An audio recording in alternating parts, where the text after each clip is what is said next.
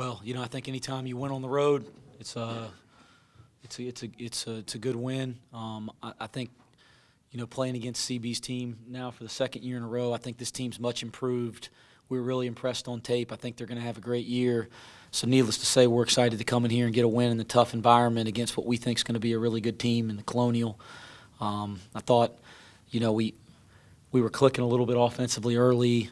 I liked our pressure defensively. I thought, one of the keys to the game for us was trying to push them out of their stuff so we didn't have to guard around the basket quite as much and guard the action around the basket and on the baseline. I thought we had some moments that was really good, especially in the first half. Their group really responded coming out of halftime. I didn't like us, but I thought they were really good. They were quicker to the ball. And, all of a sudden it's like a 9-point game, and then within 8 seconds it goes from 9 to 3 because they make a three, we commit a foul in the box out, then they throw it in, drive the baseline, and make another three. And, that happened fast, but I thought my team handled that well. That was some adversity we hadn't seen yet this year, and I thought we settled down. Malik Massey had a huge and one, and I thought we really buckled down and guarded after that. It was nice to see us weather the storm, but give them credit for fighting back in the game too. What's your assessment of where you guys are defensively? Obviously, you're a little better tonight than at LSU. My assessment is we got a long way to go defensively. I'm not real pleased with where we are today defensively. That's got to become an identity for us to be a good team, and it's been that the last 2 years. We've been a program that's kind of built who we are on our defensive mentality and our defensive approach. This team hasn't quite figured that out, but there were some better possessions tonight, and there were some better stretches. We still have a long, long way to go. But I did like our aggressiveness, again, to deny and pressure a little bit better in the half court than the first two games. Coach, talk about some of the role players. Like you mentioned Malik started 4 out of 11 points pretty quickly. Kyron continued his hot shooting from the LSU game. Just talk about how big that is to have a balanced attack because obviously people key in on Francis. Yeah, I think at times you feel like, especially as a coach, you're playing a little bit too much through Francis. And it's hard not to because, he's just so good offensively, and he makes plays for others too. It's not just him playing for himself. And so it was great to see Kyron emerge here over the last 2 games. And we've seen that in practice a lot, but it's good for him to come out and do it against another team and when the lights are on. And then, Malik's really maybe taken as much steps forward offensively as any player on our team from last season till now, but he hadn't shown it yet in the game. And it was really nice to see him shoot the ball well and make some good plays on the drive. Again, I think his and one kind of turned the game back around for us and settled us down. So I thought his minutes tonight were huge. When you're watching the tape from, LSU and then tonight, what do you think you'll see as far as the little things that you're missing defensively right now? I think that's like an overwhelming answer. Like, do you have all day? Yeah, a lot of the little stuff's missing. I think the biggest thing is sustaining focus and sustaining effort. And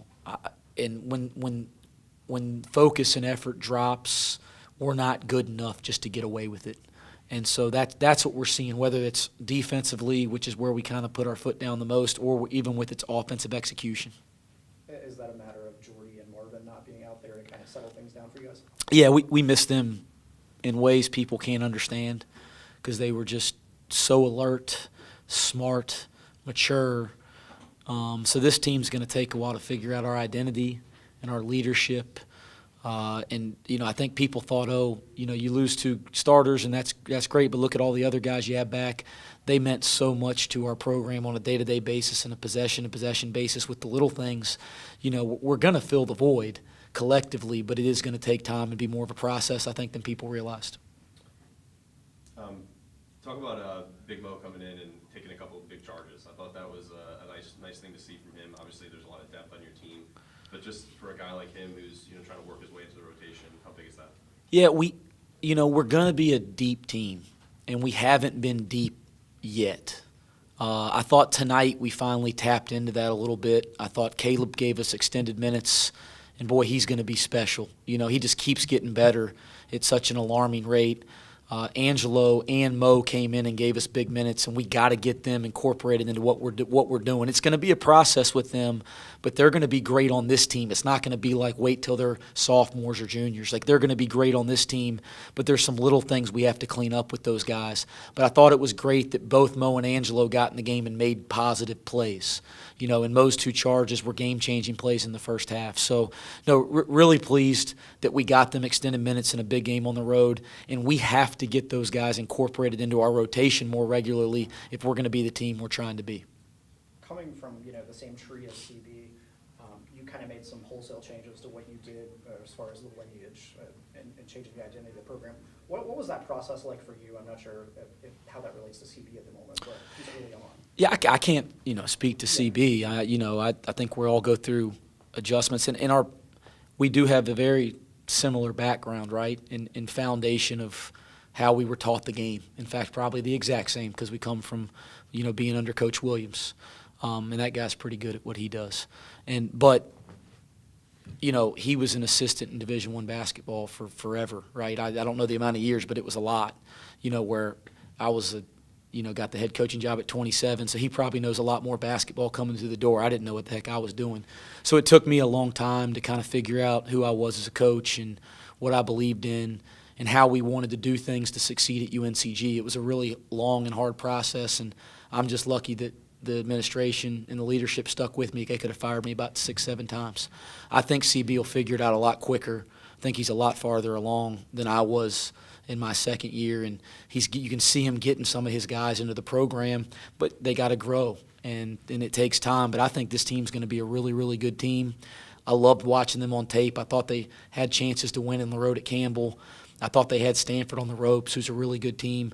They're going to win a lot of games in the Colonial this year. And I think CB's doing a great job. For one more question. When you were a young guy at your age and you kind of made the changes that you did, was there anything in particular that said, man, this is the reason we should go this way? Yeah, I mean, we failed a lot, to be honest. The only reason we ever changed is because we didn't know what we were doing. We try something, we fail, so it's time to try something else. So, I think failure was failure is the catalyst to anything that, we're kind of doing now, right? That's different, than how we started. So trial and error.